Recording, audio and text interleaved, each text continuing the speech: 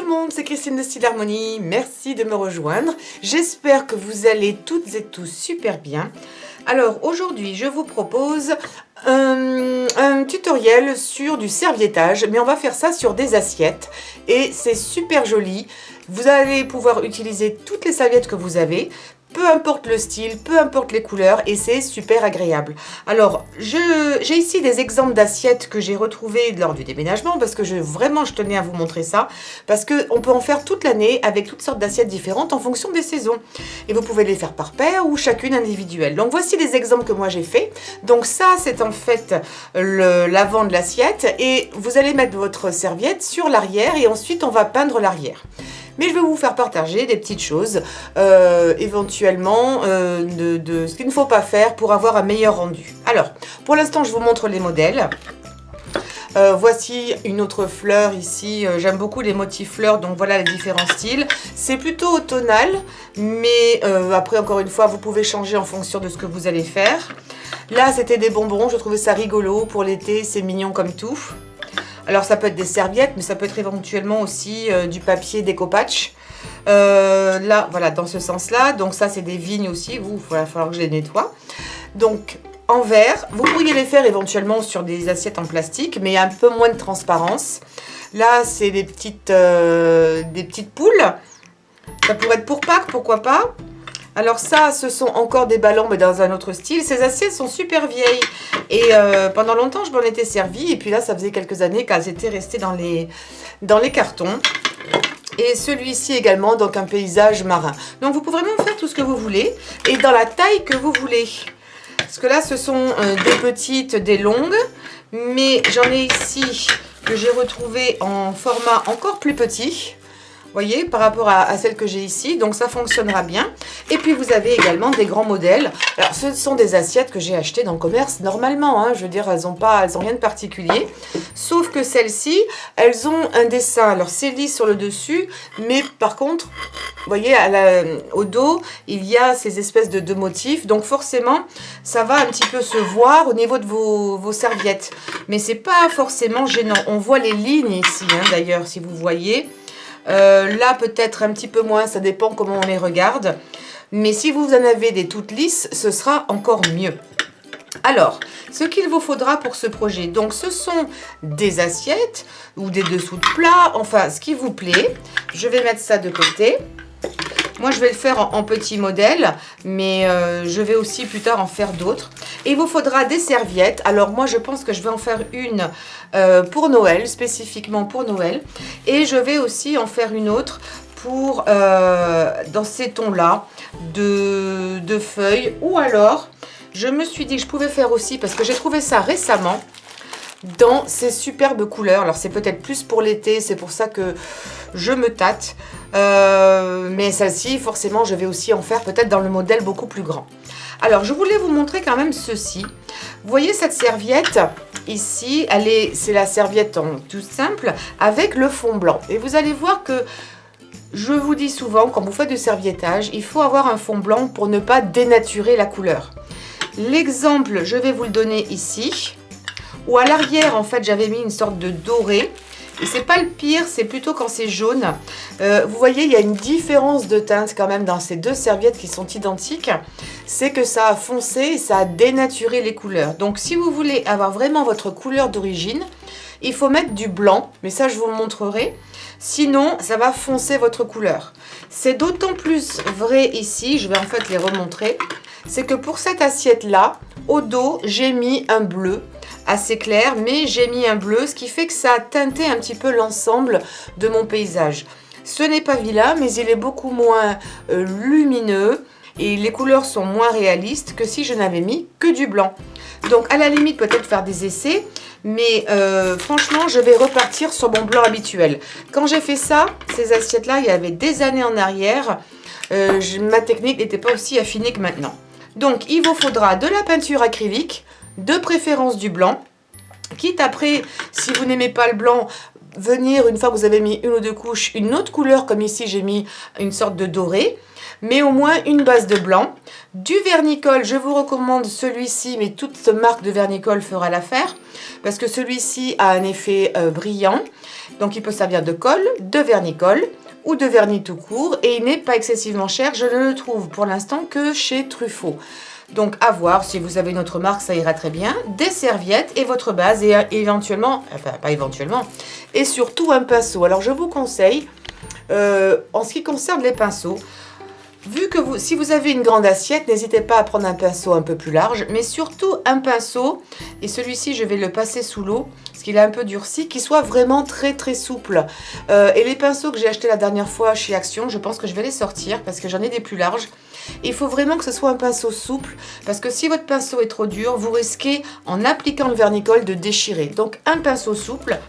Et techniquement, c'est tout ce qu'il vous faudra. Je vous conseille de travailler aussi sur une surface que vous allez protéger. Là, j'ai toujours mon papier de cuisson parce que ça me protège ma base. Mais bon, voilà, sachez-le. Et puis un bol d'eau aussi pour essuyer et laver vos pinceaux. Et je vais utiliser le thème de Noël. Alors, vous regardez en gros, bon ici il faut voir que mon petit plat n'est pas complètement droit, vous voyez il est incurvé, il est bombé sur ce côté là. Donc en fait le meilleur moyen de voir, c'est de mettre votre serviette dessus avant de couper et de regarder la partie qui vous intéresse, où vous voulez placer votre décor et où vous allez couper. Moi je ne vais pas venir remonter sur les bords ici, vous pouvez venir remonter sur les bords, mais en fait je vais m'arrêter à ras.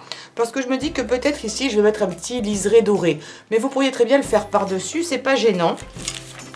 Donc, ce que je fais, c'est que je regarde. Je pense que là, le dessin me plaît bien. Il n'y aura peut-être pas la bande de verre. Mais une fois que j'ai bien décidé, je vais couper ici. Je coupe un petit peu plus grand que nécessaire. Parce qu'il vaut mieux couper un petit peu plus grand que plus court. Surtout si vous ne mettez pas votre serviette bien droite. Alors, je vais découper et je vous retrouve juste après. Maintenant que ceci est fait, il y a une chose vraiment importante qu'il ne faut en aucun cas oublier, c'est d'enlever les épaisseurs de papier que vous avez au dos de votre serviette.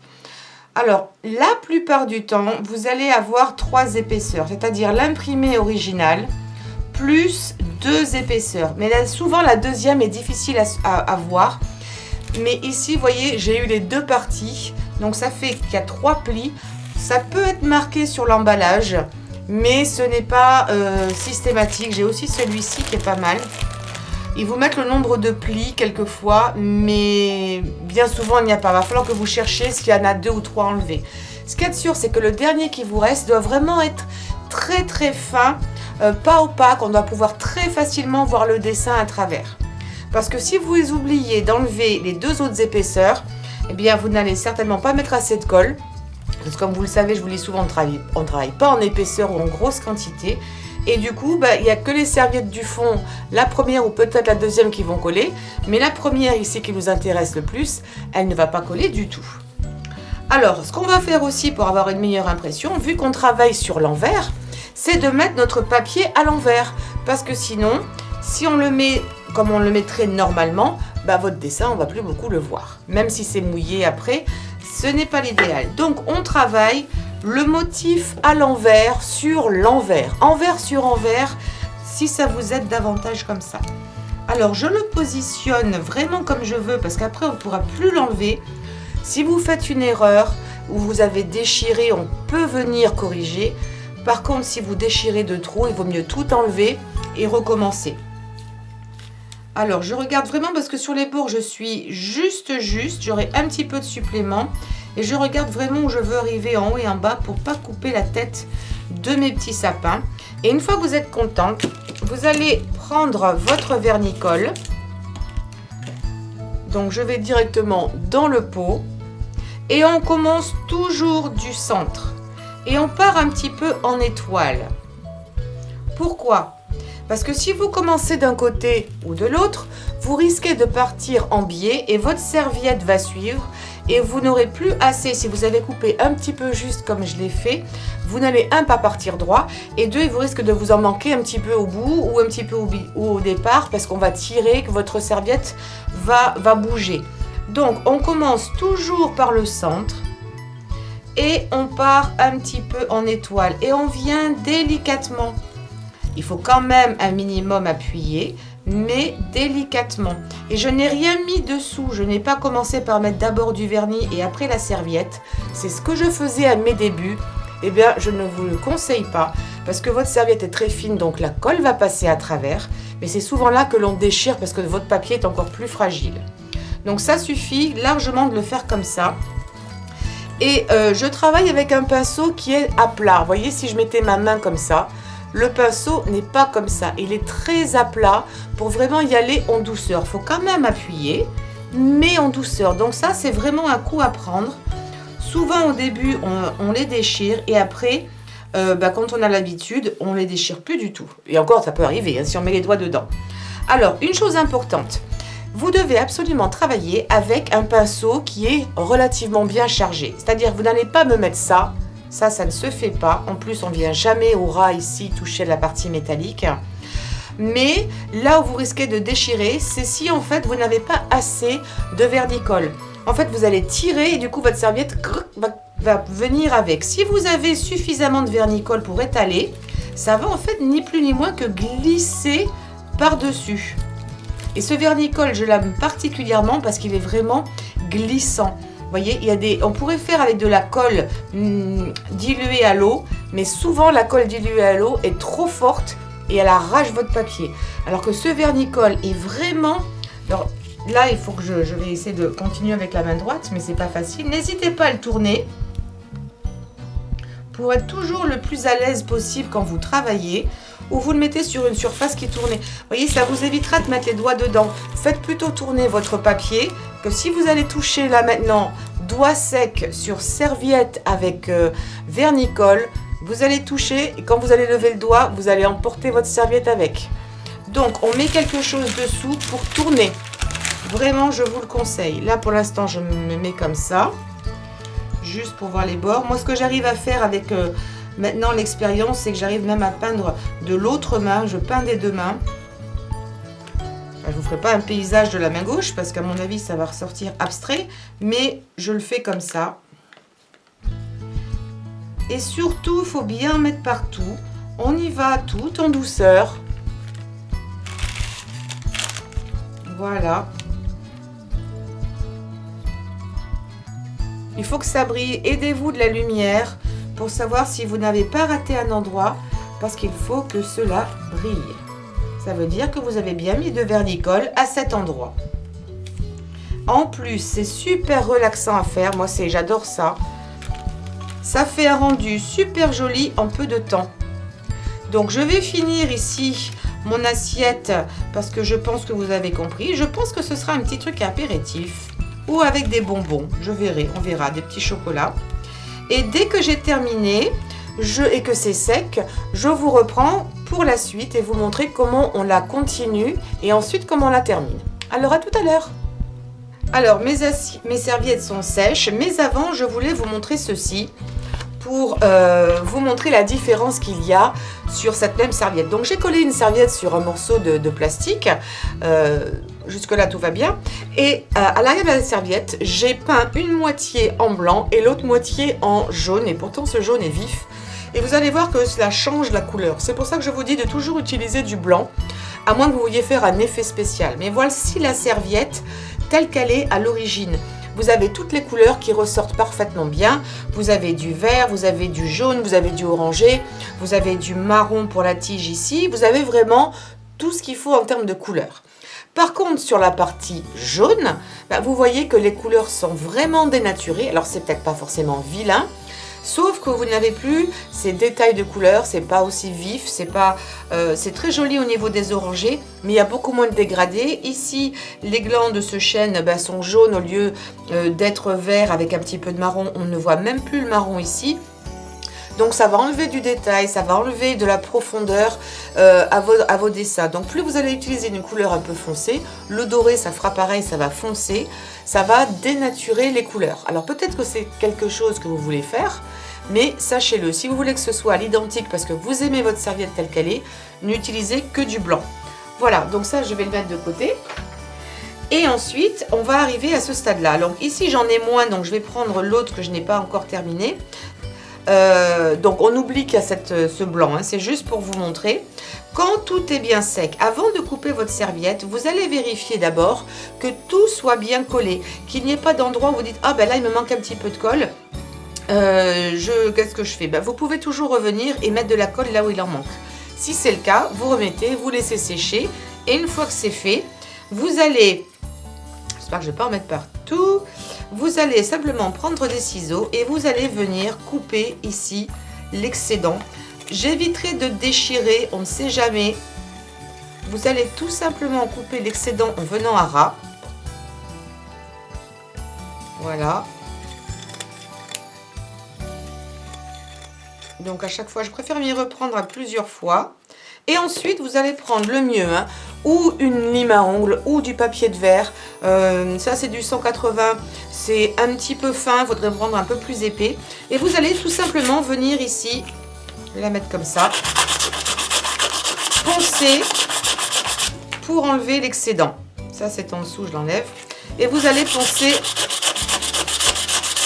Et ça part très très bien. Et ça n'abîmera pas votre assiette. Si elle est en verre, ça ne l'abîmera pas. Si c'est une assiette en plastique, le fait de poncer va rendre le plastique souvent un petit peu blanc. Donc il vaut mieux faire attention à ça. Donc une fois que vous avez bien tout enlevé, vous allez ensuite retourner votre... ici je ne l'ai pas encore fini mais c'est juste pour vous montrer. Vous la remettez à l'envers du côté serviette. Vous prenez de la peinture acrylique et que de la peinture acrylique. Et vous allez mettre du blanc absolument partout.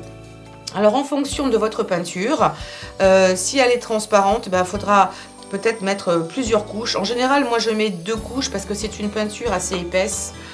Là j'ai plus l'étiquette parce que ce pot est assez vieux. Mais plus votre peinture sera épaisse ou opaque, ne mettez pas une grosse épaisseur. Encore une fois, on travaille toujours en épaisseur fine. C'est plus joli aussi. Ça évite de faire des fois des imperfections, on monte et on descend. Donc, si elle est très opaque, il vous faudra peut-être 2 couches, sinon 3 couches de peinture pour bien tout recouvrir.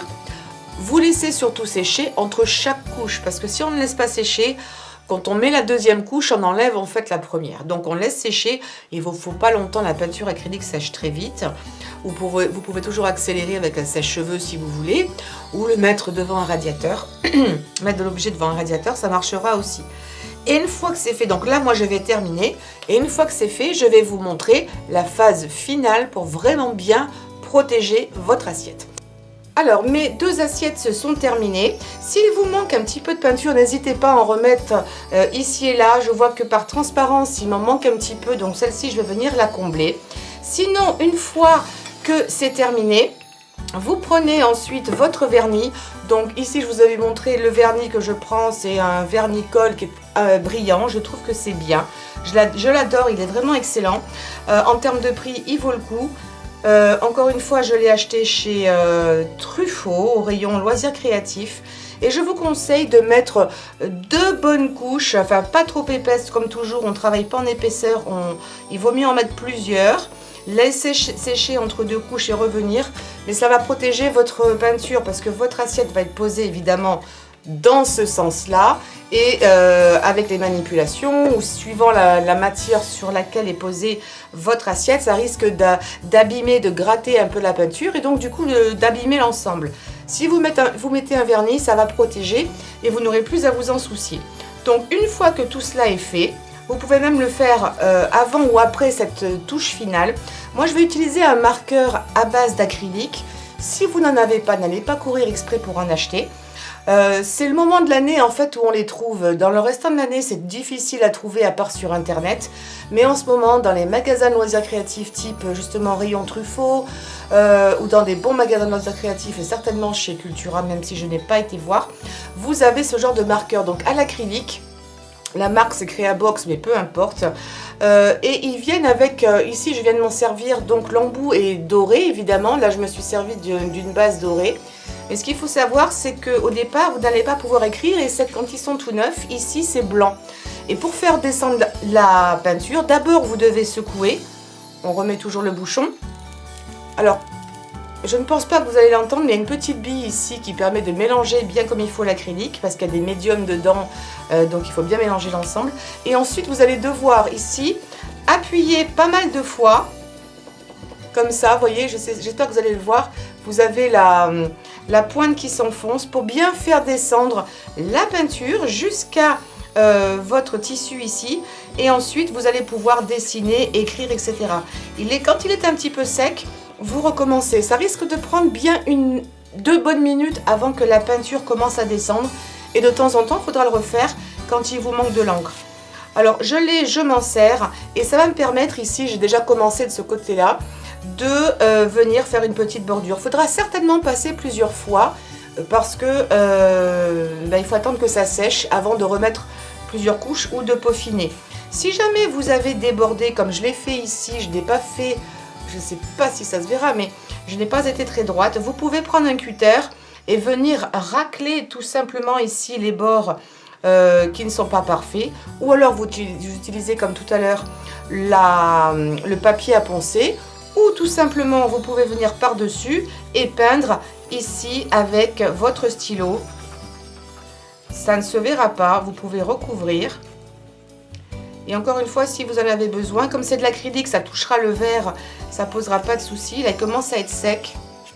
Je ne suis pas spécialement fan de ces crayons, mais bon, il faudra revenir plusieurs fois. Sinon, franchement, si vous n'avez pas ça, si vous débordez, on met le doigt, on enlève. Un pinceau, de la peinture acrylique. Il vaut mieux que je le fasse sur le blanc, sinon vous n'allez pas le voir. Et puis, ça fera également l'affaire sans souci. Et vous allez le faire sur tous les bords et je trouve que ça termine de façon plus jolie. Je ne sais pas si vous le verrez un petit peu par là, voilà. Ouh, mais j'ai oublié de mettre la lumière. Suis-je sotte? J'espère que vous le verrez un petit peu mieux. Donc là, il faudra que je continue de le faire tout autour parce que je ne l'ai pas fait. Mais je trouve que ça va vraiment bien finir l'assiette pour que ce soit joli de tous les côtés où on la regarde. Voilà, j'espère que ce tutoriel vous aura inspiré. Là, j'ai fait Noël, mais évidemment, vous pouvez faire les thèmes qui vous plaisent. Ça peut être aussi des thèmes d'automne en ce moment, ce serait aussi très bien. Comme ça, vous pouvez vous en servir plus longtemps. Mais voilà, vous pourriez aussi en faire un cadeau pour la fête des mamans ou même un cadeau pour Noël, mais sur un thème différent. Pourquoi pas? Voilà, n'oubliez pas de me laisser vos commentaires ou vos questions, je vous réponds toujours. Également, un pouce en l'air, de partager, de vous abonner et de cliquer sur la cloche. Je vous fais de gros bisous, je vous dis à très bientôt. Portez-vous bien.